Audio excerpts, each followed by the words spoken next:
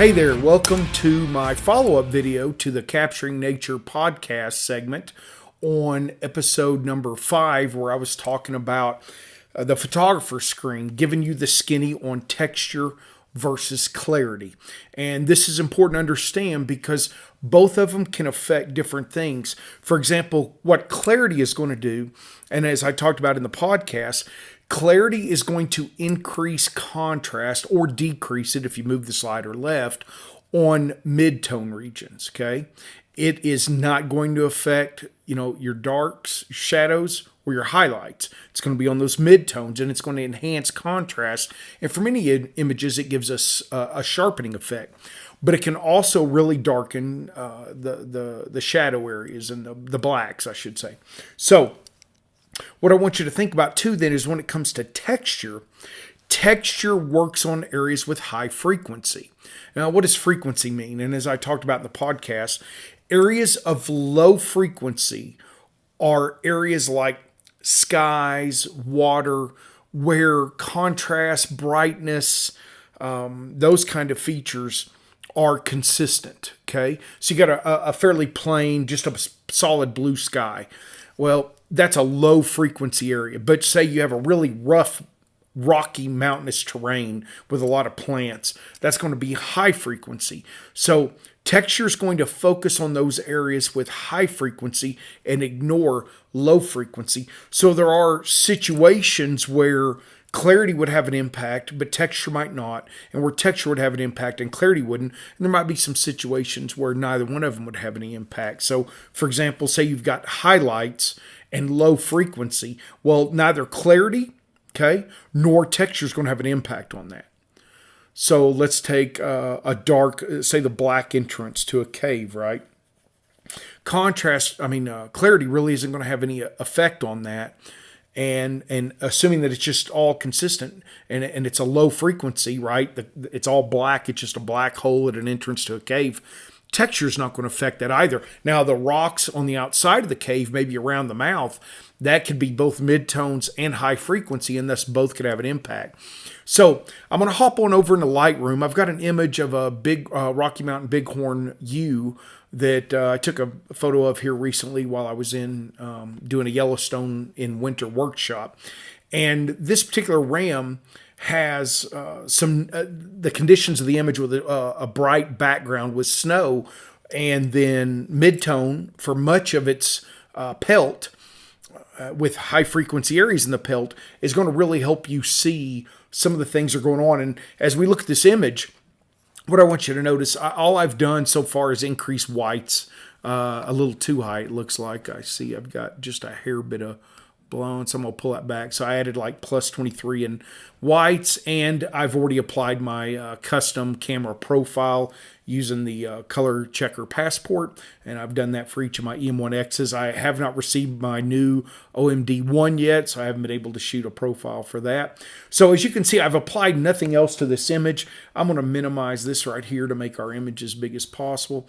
Now, if I zoom in, again, I've applied no pre-sharpening to the image. Nothing else has been done, okay? So I'm starting out with a pretty nice shot to begin with. Let's take a look at the specifics. I shot this with the Zuko 150-400 at 280 millimeters, so that's 560 millimeters effective, 35 millimeter effective focal length. And it's at 1/500th of a second at f6.3 ISO 800. So nice, sharp shot. Nice, got a little bit of snot there on the nose. That's kind of cool. Some snow there on the chin. And then this white background. I'm not a huge fan of this branch right here, but it's actually going to work out really well in what I'm trying to show you with regard to texture and clarity. Now let's go ahead and zoom in here on this ewe's face, which is adorable to begin with. And I'm not going to worry about making any other adjustments how I might normally post-process this image. But what I want you to see here, if I take the clarity slider and I go all the way to the right, you can see that it is having an effect, big time effect on the images. Now, this is going to be all midtones, and there's some midtones over here in the background where that branch is.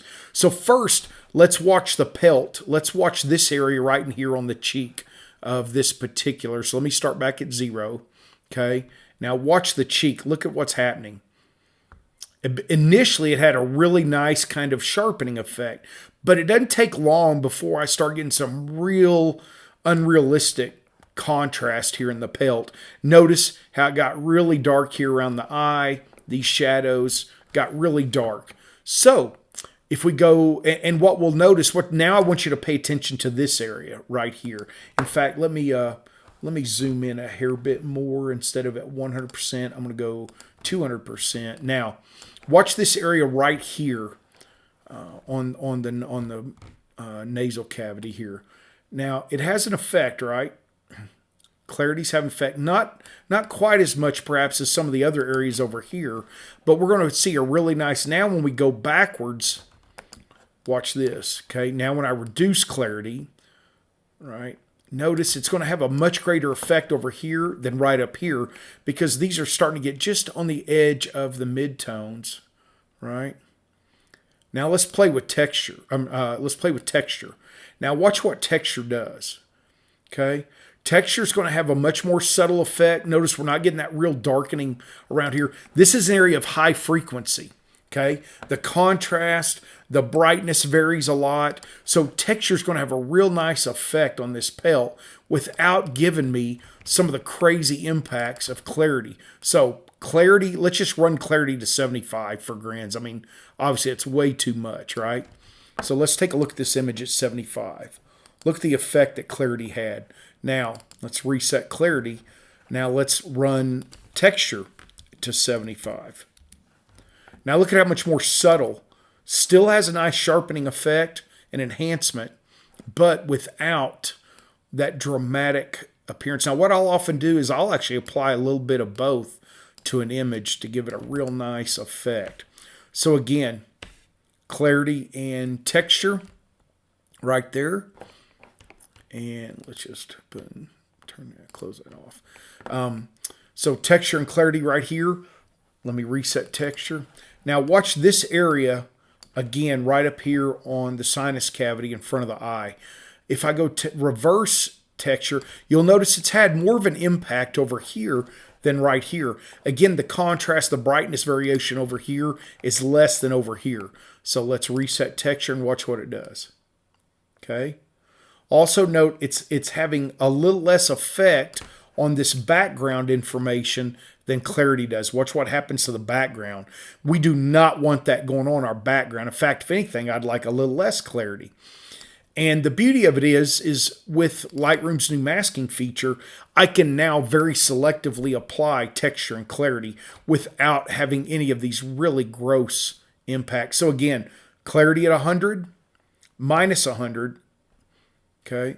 And you can really get a good feel. I mean, I could probably push clarity up maybe around 16, 17, get what I want. Now I can bring in a little more texture and get that even a little bit more of a sharpening. And notice the only spots that are completely where it's black are this deep shadow and right here in the sinus cavity. It's not even pure black right here.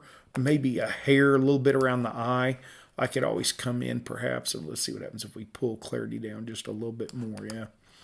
Not that I need a lot of detail right there, but I think that's looking pretty good. I could probably even go a little more on texture and get away with it. Now, that's applying it, though, to the whole image. Now, what I can do is come in here, and I've already got a mask created here by doing the select subject and creating a mask. Now, when I come in and apply texture and clarity, I'm only applying it to the U. That might be a little much. Yeah. Now, I can open up the shadows just a hair if I want.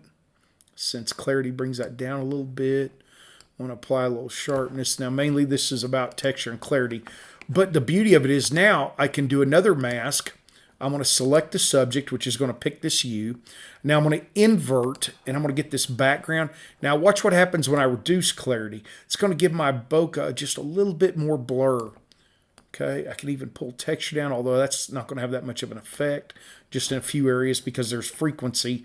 This is a high frequency area with the grass and a little frequency up here, but the whites, they're low frequency, so that's where texture is not going to have an impact. I think what I'm going to do is I'm going to go back to the RAM and I'll bring up the blacks just a hair, open up a little bit. I kind of like that right there. Done. Now, this is a quick video to just illustrate the differences, right? Again, it brings out a lot more. Let's go in and do a little comparison mode here. Okay, now let's take an image, take a look at the before. All right, now let's take a look at the before and after of these images. You can tell I start out with a nice, sharp image over here. And now with applying some texture and clarity, I've been able to increase the contrast, make it look a lot better on the RAM, on the U. All right, now let's take a look at the before and after on this image, and you'll see the dramatic difference that applying some clarity and texture to this U made to the overall image.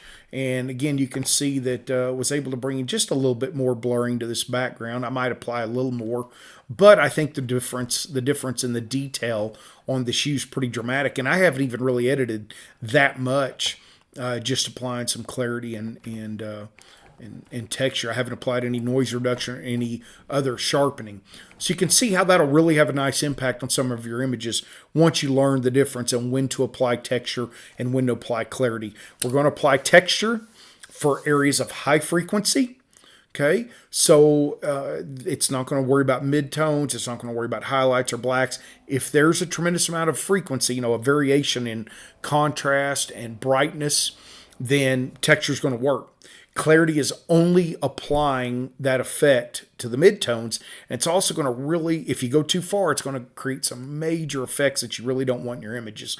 So subtle is better. Start out low and go up a little more if you need to, or learn to go a little higher and pull back to what's reasonable. But either way, just have an understanding of when one works and when doesn't. Hope that helps, and we'll see you next time. Bye-bye.